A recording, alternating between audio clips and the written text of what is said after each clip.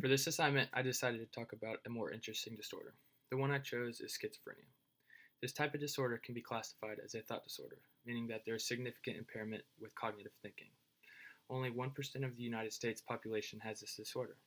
This type of disorder usually runs in families and is usually identified in the mid-20s of a person's life. People with schizophrenia experience a lot of different types of hallucinations. There are 4 different types. These include auditory, somatic, olfactory, or visual. Auditory is when you hear voices. Somatic is something that may be happening inside of them. Olfactory is smelling things that aren't there. And visual, which is the most common, is obviously seeing things that aren't there. Furthermore, there are 3 different types of symptoms: the positive effects, the negative effects, and the psychomotor effects.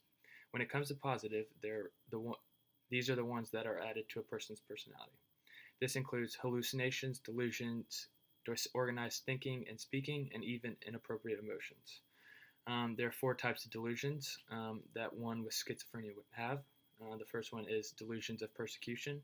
This is one where someone thinks they're being spied on. Delusions of reference is when a person applies a personal meaning to everyday life events. The next one is delusions of grandeur, this is when the patient usually thinks they're great inventors or even religious leaders like Jesus or Mary. The last one is delusions of control. This is when they believe their actions and thoughts are being controlled by someone or something. When it comes to the negative symptoms, this is more of a flat emotion where one doesn't show a lot of feeling. With the negative symptoms, there's more of a social withdrawal and a reduction of speech. The last type is psychomotor, which is either a frozen state or an excessive movement. This type of disorder is considered chronic and long-term. As of right now, there's no cure for schizophrenia. There are drugs that can be taken to treat the illness and make the patient make their life a little easier and semi-normal. Even though the drugs seem to work fine, the problem still stands that schizophrenia doesn't always